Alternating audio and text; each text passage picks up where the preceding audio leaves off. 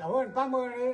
ครับนี่กาบาดเดียววันนี้ฟังโตปอดกอบุ้งทีสิกานกาตีซักใส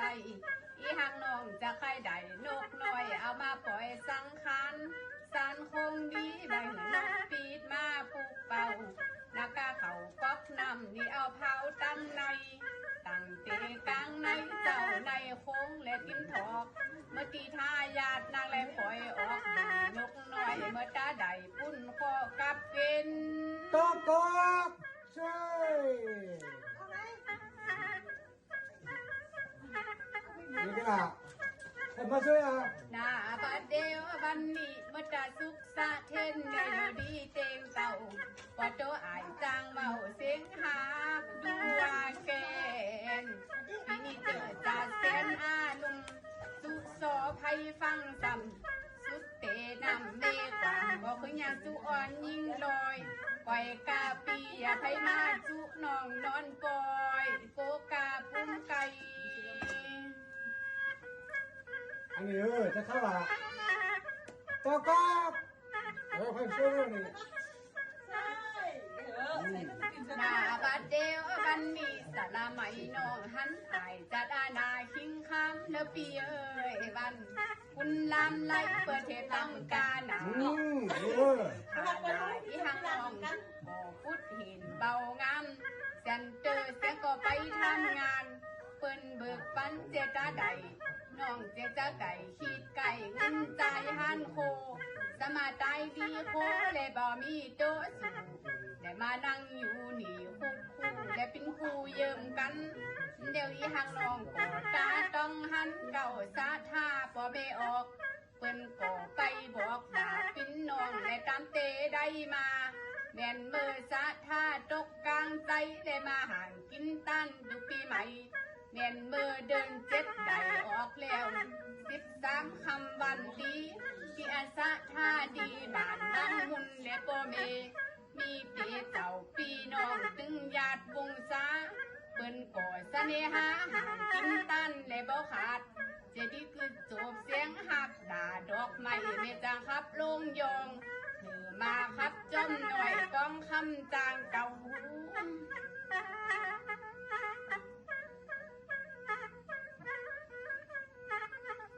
คุณฟังพูดถึงอย่างพวกนี้เลยนาบาดเดียววันนี้ถึงตีวันนี้เขารอดแล้วอีหักด่าเมหน่อยตึงอันหน่อยแดงอ่อนย่างมุนตึงซองคุณอายทัดใหญ่ปิ้นย่างจางปีเขาก็โจกันออกเสเมืองยองต่างเบาจอมในเอิงลงยองเขาก็มาจอมกันขึ้นเนื้อการถใหญ่เตียวใจเต่ามวนลานยกออกตามตั้งเจดีวางจิตใจเขาบางมุนเดมาเพลลอตอกกอก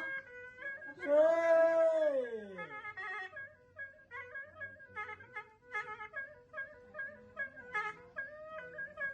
นาบาดเดียววันนี้เจมาจับจอดอย่างเศร้านี่เลื่อนลักอายก้องหน่อยปะจาครับบังมุนตึงหันโปปิดตาจือว่าหน่อยใจเสียงและปินโปเมนอนเหนาแลบโลนอุ่นอ่อนโซภาตามน้ำเลิกใจตาจือว่าเกี่ยวบังมุนและอีอ่อนฝึกสอนพ่อลูกเต่าว่าเป็นแหงหน้าบอนเดี๋ยวนางก็เอาตุนเลโตขึ้นเลื่อนมาอย่างเวมีเตดังอ่อนเต่าเลื่อนนี้อันว่าถึงย่ำเจ้าเพื่อก็ยกหูเข้ามาไทยแล้วปีเอ้ยบันถึงย่ำง่ายเพื่อก็ยกหมูแกงและหมูง่ายมาตั้งวันนี้แต่มาตันหมูเขาจ้างลองถึงอันเจ้าปีหน่อยใจเสียงเกี่ยวดอกไม้นั่งอ่อนปินเมเทไทยสังก็มีมาไก่นามาครับอยู่ไว้ที่นี่แต่ยังเบเอาใจนักไปฟันตึงลาดบอนใจเจ้าเลินใจตีเฮายังเบตอกกอกช่วยหาจะช่วยพี่ด้วยนี่ก็ขอพามไม่จะช่วยเลย